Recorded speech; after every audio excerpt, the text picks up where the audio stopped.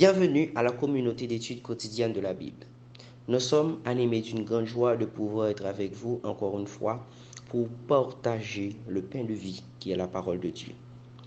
Merci pour votre fidélité à cette émission et merci pour vos partages de nos différents contenus à vos proches. Dieu continuera de vous bénir.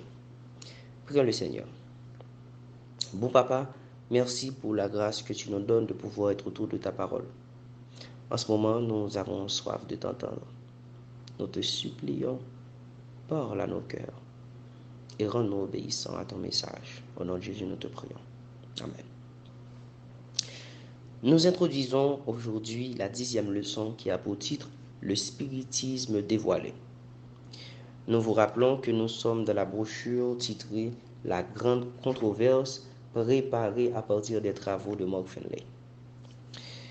Le verset à mémoriser pour la semaine, c'est bien « Car le Seigneur lui-même, avec un cri de commandement, avec la voix d'un archange, avec le son de la trompette de Dieu, descendra du ciel et ceux qui sont morts dans le Christ se relèveront d'abord. Ensuite, nous, les vivants qui restons, nous serons enlevés ensemble avec eux dans les nuées, à la rencontre du Seigneur dans les airs, et ainsi nous serons toujours avec le Seigneur, selon 1 Thessaloniciens 4, versets 16 et 17. Il y a quelques décennies, on a commencé à entendre parler de récits sur les expériences de mort imminente. Des personnes mouraient, étaient ranimées, puis relataient des histoires incroyables de ce qu'elles avaient vu et entendu pendant qu'elles étaient mortes. Des milliers de récits de ce genre ont été décrits et étudiés. Dans le monde entier, y compris dans le monde chrétien, des milliers de gens et même des millions croient que ces récits prouvent que les morts ne sont pas vraiment morts. Cette croyance fondatrice du spiritisme fait partie des supercheries les plus répandues et les plus efficaces de Satan. En réalité, le spiritisme remonte en Éden, quand le serpent a menti à Adam et Ève. Vous ne mourrez pas. Tout au long de l'histoire, il a pris plusieurs formes, mais toujours avec le même postulat sous-jacent.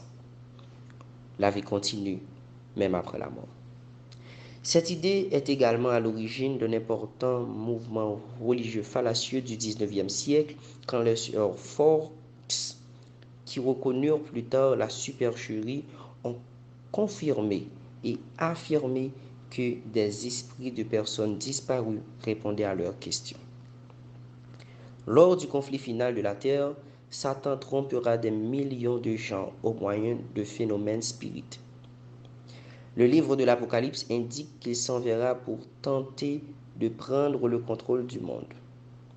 Le but de cette leçon, c'est de montrer que notre seule sauvegarde face aux illusions de Satan, c'est une relation personnelle avec Christ et un ancrage solide dans les enseignements de la Bible, y compris ce qui concerne la mort, et ce, peu importe ce que nos yeux, nos oreilles et nos cœurs essaient de nous dire.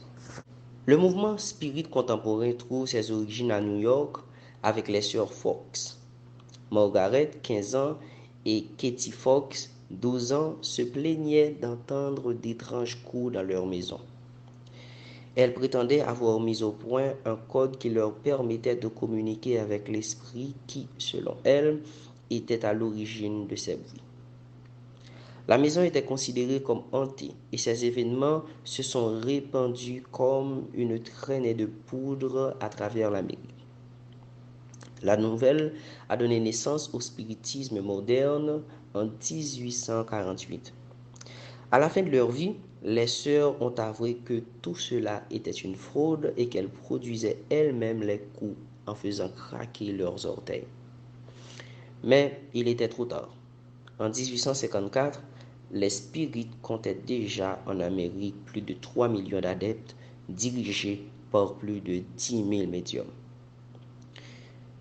Sur les dangers du spiritisme, Ellen White écrit « Peu de gens se rendent compte de la puissance de séduction du spiritisme et du danger que courent ceux qui se placent sous leur influence.